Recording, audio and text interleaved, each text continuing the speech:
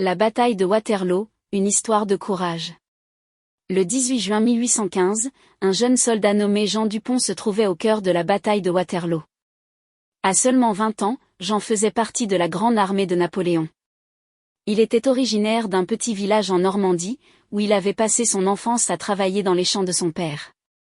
Mais maintenant, il se battait pour son empereur, Napoléon Bonaparte, dans l'une des batailles les plus décisives de l'histoire. La journée commença sous un ciel gris et menaçant. Jean, vêtu de son uniforme bleu, se tenait avec ses camarades, l'arme à la main, prêt à affronter les troupes alliées commandées par le duc de Wellington. La plaine de Waterloo, située en Belgique, était le théâtre de cette confrontation épique. Le matin Napoléon ordonna à ses troupes de se préparer pour l'assaut. Jean ressentait une certaine appréhension, mais aussi une détermination féroce. Nous devons protéger la France, pensait-il.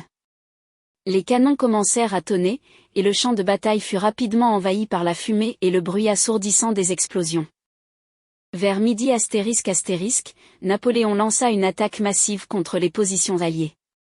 Jean et ses camarades avancèrent courageusement, malgré les tirs nourris de l'ennemi.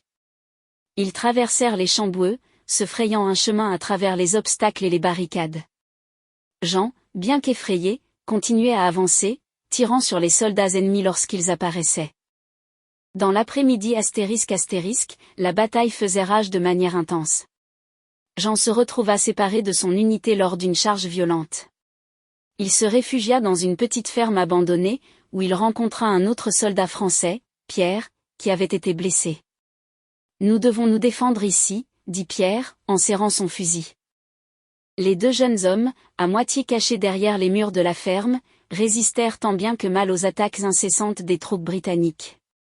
Jean prit soin de Pierre, bandant ses blessures avec des morceaux de sa propre chemise. « Tiens bon, camarade, murmura-t-il. Le soir tombait et la situation devenait de plus en plus désespérée pour les Français. Les renforts prussiens étaient arrivés pour soutenir Wellington, et la grande armée commençait à se replier. Jean et Pierre furent finalement forcés d'abandonner leur position et de se retirer avec les autres survivants. En route, Jean aperçut Napoléon à cheval, observant la déroute de ses troupes avec un regard sombre. « Comment cela a-t-il pu arriver ?» se demanda Jean. L'empereur, d'habitude si sûr de lui, semblait accablé par la défaite imminente. À la fin de la journée Napoléon ordonna la retraite générale. La bataille était perdue, et avec elle, les espoirs de l'empereur de reconquérir son empire. Jean, épuisé et couvert de boue, rejoignit les autres soldats qui se repliaient vers la France. Malgré la défaite, Jean se sentait fier d'avoir combattu avec courage. Il savait que la bataille de Waterloo serait gravée dans les annales de l'histoire comme un moment crucial.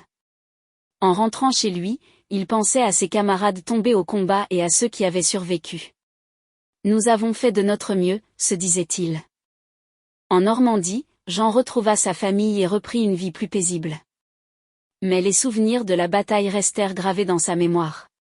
Chaque année, le 18 juin, il se rappelait avec émotion les événements de cette journée fatidique. Il racontait à ses enfants et petits-enfants l'histoire de la bataille de Waterloo, leur parlant du courage et du sacrifice de ses camarades. Jean ne cherchait pas à glorifier la guerre, mais à honorer la mémoire de ceux qui avaient combattu à ses côtés. « Nous avons lutté pour notre pays, pour notre empereur, disait-il. Et même si la défaite avait été amère, l'esprit de résistance et de solidarité restait vivant dans son cœur.